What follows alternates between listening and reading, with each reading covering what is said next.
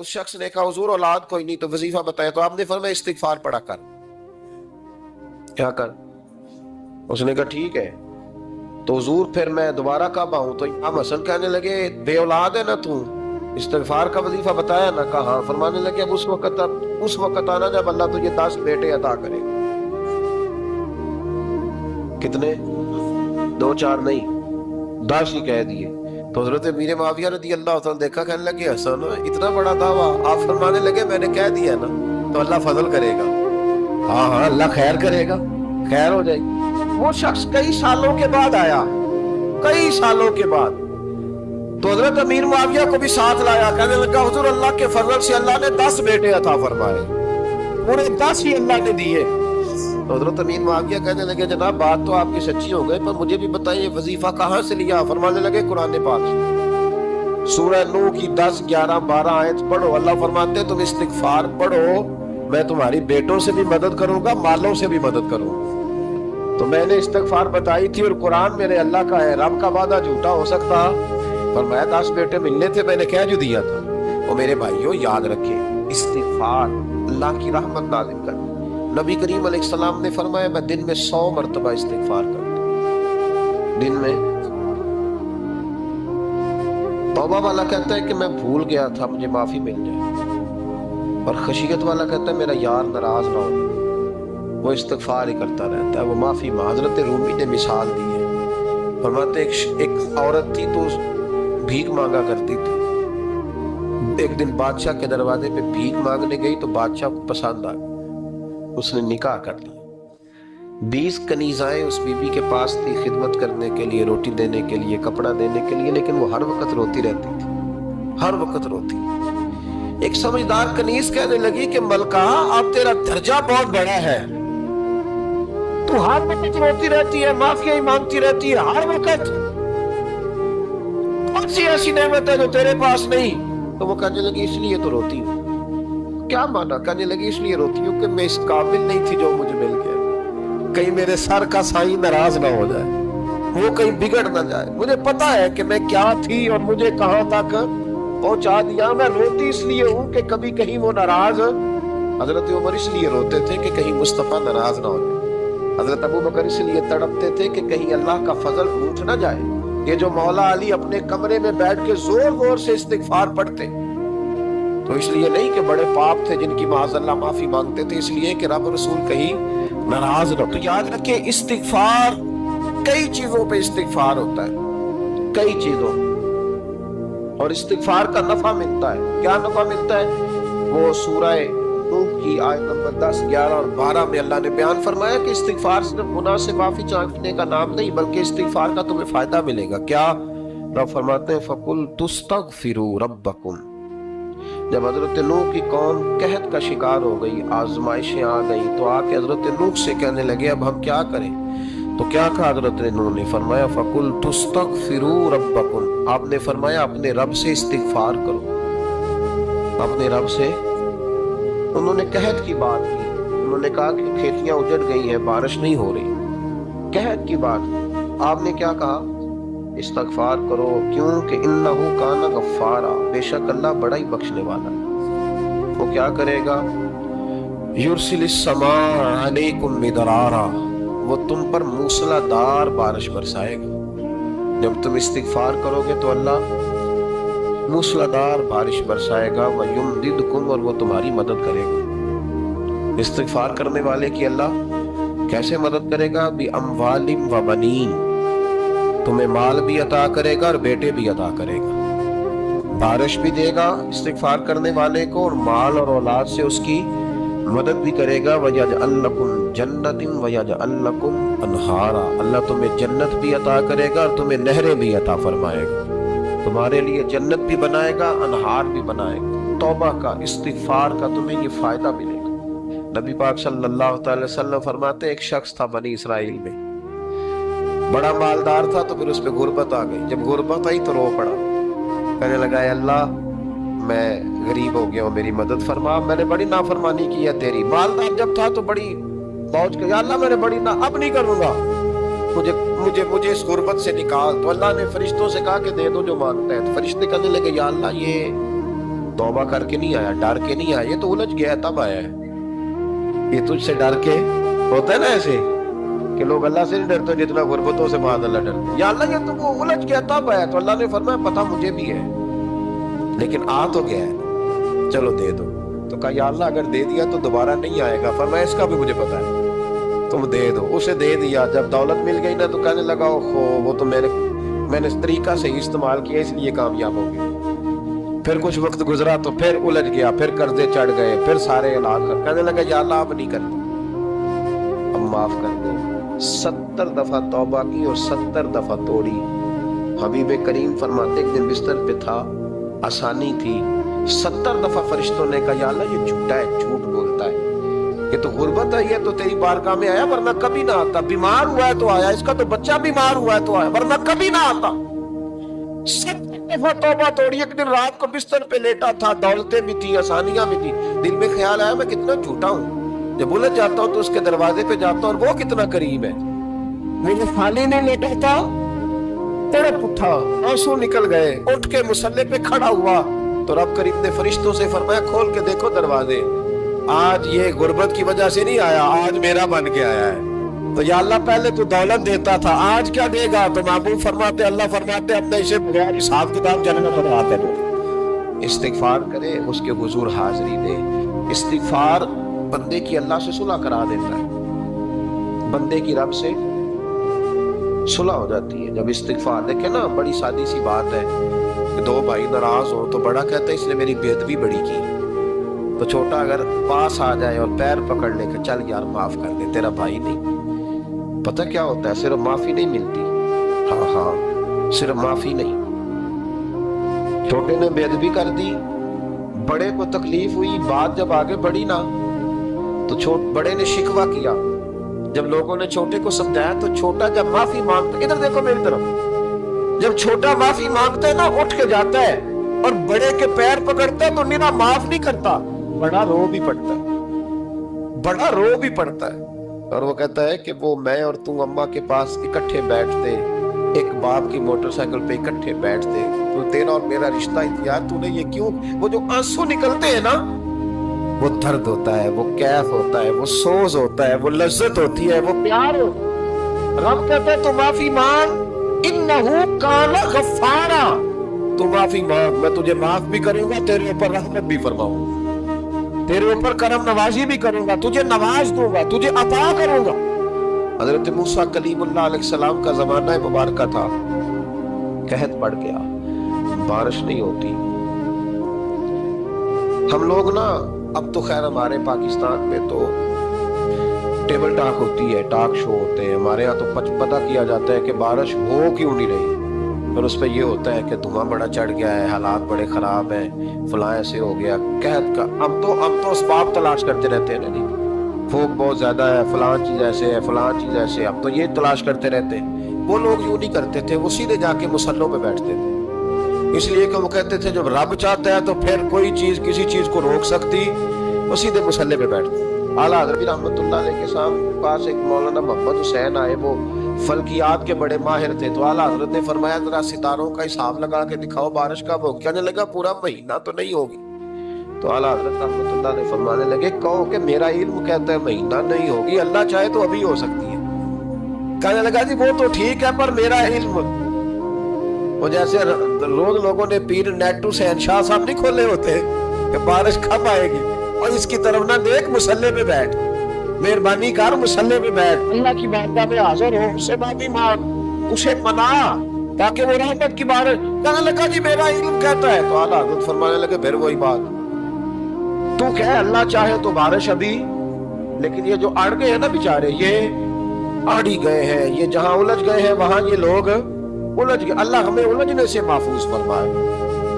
तो आला हज़रत उठे तो फरमाया टाइम क्या हुआ है घड़ी पे? कहने लगा जी 12। तो आला हज़रत ने घड़ी घुमाई, अब क्या बज गया? कहने लगा 4 बज गए। फरमाने लगे बज गए ना 4? कहने लगा जी आपने घड़ी घुमा भी दी है। फरमाने लगे अल्लाह भी जब चाहे तो सितारे घुमा देता है, अल्लाह भी सितारे घुमा देता है बारिश। कहने लगा जी वो तो ठीक है, पर महीना नहीं हो सकता। अड़ा हुआ बंदा, उसका कोई इलाज है जो अड़ जो जाए? इसके लिए कुरान कहता है वइज़ा ख़ातबहुमुल जाहिलून क़ालू सलामा, उसे सलूट करो दूर से, اس کو تو جان اور تیرا کہنے لگا نہیں ہو نہیں سکتی پورا مہینہ. فرمانے لگے یار تو جا اپنا کام کر. وہ شخص کہتا ہے میں نے دروازہ کھولا اعلیٰ حضرت کا, کمرے سے باہر نکلا تو تیز بارش ہو رہی. واپس آیا تو میں نے کہا احمد رضا یہ عقیدہ کہاں سے لیا ہے؟ فرمایا دروازہ مصطفیٰ سے لیا ہے صلی اللہ علیہ وسلم. تو یاد رکھیں کہ اللہ کو منانا چاہیے, استغفار کرنا چاہیے, اس کی برکات. حضرت موسیٰ ساری قوم کو لے کے نکل گئے. آؤ بھائی میدان میں اللہ کی بارگاہ میں استغفار کریں اور بارش کا سوال کریں, بارش مانگے. جب باہر نکلے دیر تک دعائیں ہوتی رہی تو حضرت موسیٰ علیہ السلام کو رب کریم نے وحی فرمائی کہ موسیٰ آپ کی قوم میں ایک شخص ہے جس کو 40 سال ہو گئے نافرمانی کرتے. اس نے رب سے صلح کی. کتنے لوگ ہیں؟ ایک.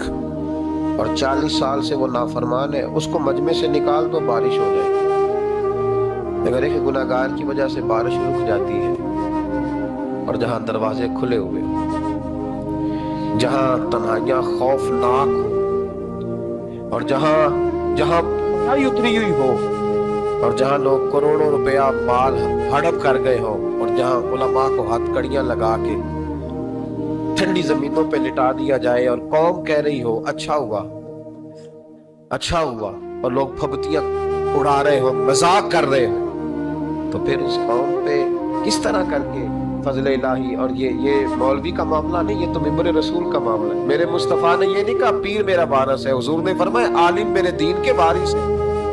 ہاں حضور نے فرمایا جس نے عالم کے چہرے کا دیدار کیا سمجھے میں نے اپنے نبی کی زیارت کی ہے. لیکن یہاں تو خیر یہ عنوان نہیں, ورنہ میں اس پر جاتا. وہ کہا ایک بندہ ہے 40 سال سے اللہ کی نافرمانی کر رہا, وہ اگر نکل جائے تو بارش ہو جائے گی. حضرت موسیٰ نے اعلان کر دیا بھی ایک شخص ہے, وہ اگر نکل جائے تو بارش ہو جائے گی. پتہ تو ہوتا ہے نا سب کو, مجھے بھی پتہ ہے کہ میں اندر سے کیسا ہوں, اور آپ کو بھی خبر تو ہوتی ہے نا جی. جب بات ہو رہی ہوتی ہے تو پھر پتہ تو چلتا ہے نا کہ بات کہاں جا کے سیٹ ہو رہی, پتہ چلتا ہے نا. اسے بھی چل گیا پتہ, اب اندر ہی اندر رونے لگا. اور دیکھو امام رازی اور امام غزالی دونوں نے لکھا ہے کہ اس درد سے رویا, اس درد سے کہ ادھر والے کو بھی پتہ نہ چل جائے مجمع کے اندر کھڑا ہے, اور ادھر والے کو بھی استغفار دیکھو, ادھر والے کو بھی پتہ نہ چل جائے, اور ادھر والے کو بھی کہیں ہجوم میں غم میں بھی توہین ضبط غم نہ ہوئی. ہم اس احتیاط سے روئے کہ آنکھ نم نہ ہوئی, ہجوم میں غم میں بھی توہین ضبط غم نہ ہوئی. ہم اس احتیاط سے روئے کہ آنکھ نم نہ ہوئی, روئے بھی پر کسی کو آنسو نہیں دیکھنے دیے. اب اس درد سے کہتا ہے اللہ تو معاف کرنے والا ہے نا, تو معاف کرتا ہے, پردہ پوشی کرتا ہے. اور مالک اگر لوگوں کو پتہ چل گیا تو میرے تو بچوں کا بھی جینا حرام کر دے. یا اللہ میری تو آنے والی نسل بھی تڑپ کے وقت گزارے گی. مالک تو معاف کر دیا کرتا ہے, لوگ نہیں معاف کرتے. اے اللہ یہ میری خوبیاں بھول جائیں گے, میری خامیوں پر بات. مالک میں یہ ذلت نہیں برداشت کر سکتا, فضل فرما. حضرت موسیٰ نے دوبارہ اعلان کیا نکلتے ہو کہ نہیں نکلتے؟ پھر تڑپا خدا بندہ مجھے بے آبرو نہ کر, یہ ذلت اور رسوائیاں یہ نہیں برداشت ہوتی. اللہ درگزر فر. حضرت موسیٰ نے تیسرا اعلان کیا نکلتا ہے یا میں پھر اس کا نام لوں, اللہ سے پوچھ کے نام لوں, اس کا بتاؤ کون ہے. اب تو تڑپ گیا, کہنے لگا مالک میں تیری بارگاہ میں استغفار کرتا ہوں, آئندہ نہیں کرتا, آئندہ نہیں کرتا. یہ لفظ ادا کیے, بندہ کوئی بھی نہیں نکلا. رب کریم نے بارش ادا کر, تیز بارش جب برسی نا, تیز بارش. لوگ تو بھی دیکھ کے دوڑ گئے. تو حضرت موسیٰ کہنے لگا یا اللہ مجھے بھی تو بتا, تو نے کہا تھا کہ جب تک بندہ نہیں نکلتا بارش نہیں ہوگی. تو نکلا کوئی بھی نہیں, بارش ہو گئی, ماجرا کیا ہے؟ تو رب کریم نے فرمایا موسیٰ بس اس نے مجھ سے صلح کر, اس نے مجھ سے صلح کر لی. اور امام غزالی نے لفظ لکھے حضرت موسیٰ نے پوچھا, حالانکہ اللہ اپنے نبیوں کو غیب کے خزانے دیتا ہے, پوچھا اے اللہ مجھے اس کا نام بتا دے. تو رب کریم نے فرمایا موسیٰ جب گناہگار تھا تب نہیں کسی کو بتایا, جب پاپی تھا تب نہیں بتایا, جب مجرم تھا تب نہیں بتایا, اب کیسے بتا دوں؟ فرمایا اس کی میری صلح ہو گئی ہے. اور فرمایا جو بارش نہیں نہ ہو رہی تھی وہ بھی اس کی وجہ سے نہیں ہو رہی تھی, اب جو ہوئی ہے نا تو یہ بھی اسی کی وجہ سے ہوئی ہے. یہ بارش اب جو ہوئی ہے تو یہ بھی یہ اس گناہگار کے سبب سے اپنی راتیں اللہ کے ساتھ گزارے. مصلی پہ بیٹھے, میرے صاحب رحمۃ اللہ علیہ سے جب کو کہتا نا کہ بڑا پریشان ہوں تو کچھ بتائیں, تو فرماتے آج رات مصلی پہ بیٹھ کے اپنے رب سے بات کرنا, میں بھی بات کروں. بندوں کو دکھ بتانے سے عزت میں کمی آئی, اور اگر اللہ کو بندہ اپنے دکھ بتائے تو اللہ عزتیں بڑھا دیتا ہے. ترمذی شریف کی حدیث ہے, نبی پاک علیہ السلام نے فرمایا اگر تو دنیا داروں کو دکھ بتائے گا تو اللہ تجھے غنی نہیں کرے گا, اور اگر تو اپنے رب کو بتائے گا تو اللہ بڑی جلدی تجھے دنیا سے بے نیاز کر دے گا. تجھے لوگوں کی ضرورت نہیں رہے گی. استغفار کریں, کثرت سے کریں, ذوق سے کریں, مصلی آباد رکھیں. ہر شے دیکھو نا, جس طرح کھانے کی میز آباد رہتی ہے, بستر آباد رہتا ہے, ہمارے دیگر معاملات, اگر مصلی نہ آباد رہے تو روح بے چین رہتی, طبیعت بے قرار رہتی. انسان, میں نے دیکھا ہے بڑے بڑے سمجھدار لوگ پاگلوں جیسی زندگی گزار رہے ہیں, بولتے جا رہے ہیں, بولتے جا رہے ہیں, بولتے جا رہے ہیں, ایسے کسی کو کوئی خبر کہ 6 فون اٹھائے ہوئے ہیں, ایسے جیسے ڈسٹرب ہو گئے مینٹلی طور پر. وجہ کیا ہے کہ ان سے جان نہیں چھڑاتے. کبھی سارے موبائل بند کر کے نا, سارے بچے ہر چیز سائیڈ پہ کر کے مصلی پہ بھی آنا چاہیے, اور مالک تو بڑا ہی قریب ہے. ترمذی شریف کے لفظ ہے, نبی پاک نے ہمیں سمجھایا اور ایک جملے میں ساری بات ختم کر دی. حضور فرمانے لگے تو اللہ کی تھوڑے دیے ہوئے رزق پہ راضی ہو جا, وہ بھی تیری تھوڑی عبادت سے راضی ہو جائے گا. اور اگر تیرا پروگرام ہے لمبی چوڑی جائیدادوں کا تو پھر سجدے بھی لمبے کر, پر لمبے کر میں تو بھی. یہ کیا بات ہوئی, یہاں جتنی دولت بڑھتی جاتی ہے عبادت سکڑتی جاتی ہے, وقت ہی نہیں, ٹائم ہی نہیں, یہ بڑھا پھر. تو جب دوزخ میں جانے لگا نا تو پھر خیال آیا, تو حضور فرماتے استغفار کرنے لگا, کہنے لگا اللہ میں بھول گیا تھا, اللہ مجھے غلطی لگ گئی, استغفار کر رہا. تو جب اس نے استغفار کیا تو رب کریم تو پہلے ہی بڑا قبول کرنے والا ہے.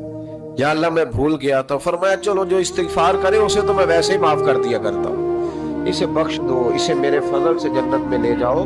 اللہ تعالیٰ نے اس استغفار کو بڑا پسند فرمایا, بڑا پسند فرمایا. اور یہ استغفار کے جملے مالی کو اتنے پسند آئے کہ اللہ نے نبی پاک علیہ السلام کو بھی حکم دیا, کہا محبوب آپ بھی میری بارگاہ میں استغفار کریں.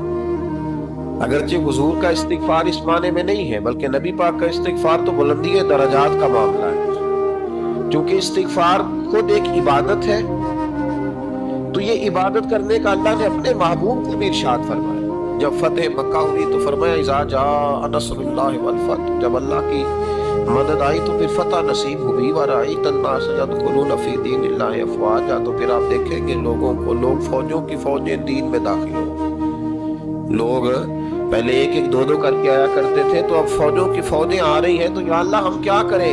تو رب کریم نے فرمایا محبوب فسبح بحمد ربک واستغفر, اپنے رب کے لیے حمد کرو, تسبیح پڑھو اور استغفار کرو. کیا کرو؟ استغفار, معافی مانگو, اس کے حضور آہوزاری کرو, استغفار کرو. مانا یہ ہوا کہ جب تو غلطی ہو جائے پھر بھی استغفار کرو, جب اللہ زیادہ نعمتیں دے پھر بھی دے, پھر بھی استغفار کرو. ہمارے ہاں یہ ہوتا ہے کہ جب تو کوئی نقصان ہوتا ہے تو وہ اللہ کی طرف سے ہوتا ہے, نقصان ہو جائے تو کہتے ہیں اللہ کی مرضی تھی, اور فائدہ ہو جائے تو کہتے ہیں میں نے محنت ہی بڑی کی تھی, میری جدوجہد بڑی. ایک بچہ ایک دفعہ میرے پاس کہیں انٹرویو کے لیے جا رہا تھا, تو دعا کرانے آیا, کہنے لگا میں نے وہاں جانا ہے, دعا کیجیے گا اللہ تعالیٰ کامیابی دے. میں نے دعا کی, کچھ اس کو پڑھنے کو بتایا, لیکن کامیاب نہ ہو سکا, لوٹ آیا. تو میں نے پوچھا کہ کیا بنا؟ کہنے لگا حضرت صاحب بس اللہ کی مرضی تھی, اللہ کی مرضی تھی. پھر ایک دفعہ گیا تو اللہ کا اللہ کی مرضی تھی. تیسری دفعہ گیا, کامیاب ہو گیا. تو بھئی اب کیا بنا؟ کہنے لگا جی جب میں داخل ہوا تو اس نے جاتے ہی مجھ سے پوچھا سب سے پہلا سوال یہ کہ تمہیں جنرل نالج کی بھی کچھ معلومات ہے یا شعبے کے آدمی ہو؟ تو میں نے کہا جناب پوچھیے. تو انہوں نے پاکستان کا حدود اربہ پوچھا تو میں نے فٹافٹ بتا دیا. پھر انہوں نے مجھ سے پوچھا کہ یہ جو مینار پاکستان ہے اس کی تجویز کس شخص نے دی تھی؟ تو میں نے فٹافٹ اس کا بھی نام بتا دیا. پھر شارٹ ہینڈ کے ایک دو سوالات اس نے کیے تو وہ بھی میں نے بتا دیے, تو الحمدللہ کامیاب ہو گیا. میں نے کہا بیٹے جب تو ناکام ہوا تھا تو اللہ کی مرضی تھی, اور کامیاب ہوا ہے تو میں لگا دیے, اب اللہ کی مرضی کدھر گئی؟ یہ اتنا بڑا نقص ہے انسانی فطرت کا, اتنی بڑی کمزوری ہے کہ معاذ اللہ تعالی ہم کمزوریاں قدرت کے کھاتے میں ڈال دیں, اور ناکامیاں قدرت کے کھاتے میں, اور کامیابیاں کیا تماشا. حالانکہ ہونا یہ چاہیے تھا کہ کہ جہاں انسان کمزور پڑے تو کہے میری غلطی تھی، میری غلطی تھی۔ صوفیاء یہ سبق دیتے ہیں، اللہ کے بندے یہ پیغام دیتے ہیں کہ جب تو کہیں ناکام ہو جائے تو سمجھ جائیے تیری، اور جب تو کامیاب ہو جائے تو سمجھ رہے اللہ راضی ہو گیا تھا، اللہ نے رحمت کر دی، اس نے فضل کیا تو۔ او بھائی یہ آنکھیں تیری محنت کی نہیں نا، اس لیے تو شکر نہیں ادا کرتا۔ یہ وجود، یہ ٹانگیں، یہ شعور، یہ تیری جدوجہد کا نہیں۔ جو عقل کی دولت اللہ نے دی ہے نا، یہ تیری محنت کی نہیں۔ اگر محنت کی ہوتی تو سجدے میں پڑا رہتا، تو خیال کرتا۔ اللہ نے آنکھیں دی ہے قرآن دیکھنے کے لیے، جب کوئی کسی گندی چیز کو دیکھتا ہے تو ناشکری کرتا ہے، جب غلط طرف اٹھاتا ہے یہ چیزیں تو ناشکری کرتا ہے۔ صاحبو یاد رکھنا اور اس پر ضرور غور کرنا کہ جب نعمتوں کا شکر ادا نہ کیا جائے تو پھر ہمیں استغفار کا حکم دیا گیا۔ پھر کیا کرنا ہے ہم نے؟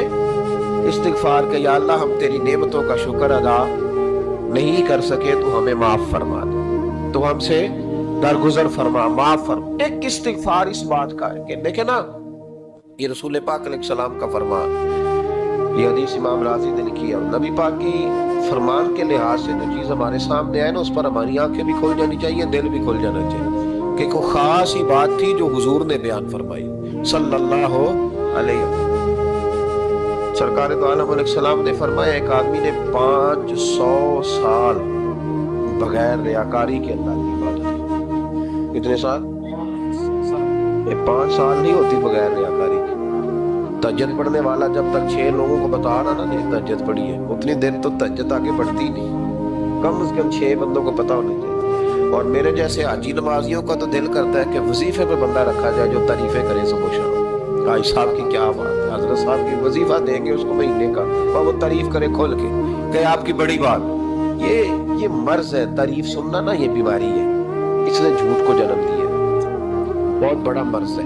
حضرت سعدی نے اس پر بہت بڑے مقالہ جات لکھے اور فرماتے ہیں یہ مرض کچھ لوگوں میں بہت زیادہ ہوتا ہے۔ ایک امیروں میں، امیر لوگ ناراض نہ ہو جائیں پر انہوں نے کہا ہے تو کوئی حکمت ہوگی نا، امیروں میں تعریف سننے کا مرض بہت زیادہ ہوتا ہے۔ فرماتے ہیں کہ بادشاہوں میں اور تیسرا عورتوں میں، ان میں یہ بیماری بہت زیادہ ہوتی ہے۔ کوئی تعریف نہ کرے تو خود اپنی کرنی شروع کر دیتے ہیں، خود ہی کہہ دیتے ہیں کہ وہ کیا بات سی، میرے ابا جی تے وہ تے 100 وال چلدا سی تے 150 بندہ ٹکر کر، ابا جی دی چھڈ تو دس تیرے کنے چل دے، تیرے کو کنے بندے روٹی کھاتے، اپنی بات کرنا۔ اقبال کہتے تھے تو وہ آباد تمہارے ہی مگر تم کیا ہو، ہاتھ پہ ہاتھ درے منتظر فرداؤ، ابا جی کی دادا جی کے چھوڑ اپنی کر، ہمیں تو تیرا پتہ ہے تو اپنی بات کر، تیرے اندر بھی کوئی چیز ہے کہ نہیں؟ ابا دادا تو سب کے بڑے ہیں، حضرت آدم کی اولاد ہے تو حضرت آدم نبی تھے، تو باپ دادا تو سب کے بڑے بڑے ہی ہیں، بات یہ ہے کہ اپنی بات کرنی چاہیے نا۔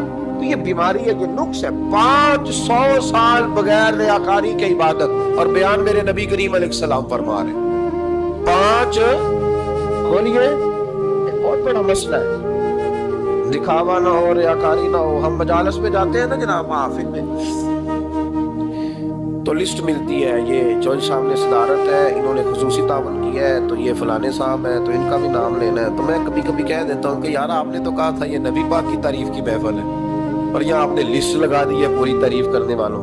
کچھ ضروری ہے کسی کا نام لینا اور اس کا جناب ذکر کرنا اور اشتہار پہ اس کی فوٹو آنا، یہ کچھ ضروری ہے؟ ویسے بھی کو اچھا لگتا ہے کہ نبی پاک کے نام کی محفل اور میں کو میں صدارت کر رہا ہوں؟ ڈرنا چاہیے نا مجھے اللہ تعالیٰ، حضور کی محفل اور میری صدارت، اس پر کبھی غور کرے۔ اگر کوئی راہ طریقت کا مسافر ہوگا تو تڑپ جائے گا کہ نبی پاک کے نام کی محفل اور سرپرستی ایک ایسے آدمی کی جس کو وضو تک نہیں کرنا آتا، چھ مانا دار کو دھکتا ہے معاذ اللہ تعالیٰ، جس کا جو دل کرے وہ کرتا جائے۔ 500 سال بغیر ریاکاری کی عبادت کی، 5 بڑا مشکل ہوتا ہے۔ حضور فرماتے ہیں یہی بندہ جب اللہ کے حضور کھڑا کیا جائے گا تو رب کریم اس سے کہے گا کہ چلو اس کو میرے فضل سے جنت میں لے، تو عرض کرے گا مالک فضل تو ٹھیک ہے پر 500 سال لگائے میں، 5 وہ مولوی صاحب میری طرح کے بیچارے جو امام مسجد ہوتے ہیں نا تو وہ بھی کہتے ہیں جب میں آیا تھا تو 30 بچے تھے مسجد میں، اب 80 ہو گئے۔ اور بھائی یہ بندوں کو بتانے کی کیا ضرورت ہے، یہ تو اللہ کی رضا کے لیے ہے، تو چھوڑ اس میں اتنا تذکرہ کرنے کی کیا حاجت۔ 500 سال جس نے لگائے بول پڑا یا اللہ 500 سال لگائے اور تو کہتا ہے کہ اس کو میرے فضل سے لے جاؤ. تو رب کریم نے فرمایا چلو کوئی نہیں پھر انصاف کر لیتے. الٹی آنکھ کی روشنی نکال کے ترازو کے ایک پلڑے میں رکھو اور 500 سال کی بغیر ریاکاری کی عبادت دوسرے پلڑے میں رکھو. کبھی اس مریض سے پوچھنا جس کو ڈاکٹر کہہ دیتا ہے کہ تیری آنکھ کا علاج نہیں ہو سکتا. بے بس ہوتے ہیں ڈاکٹر, جواب دے جاتا ہے شعور.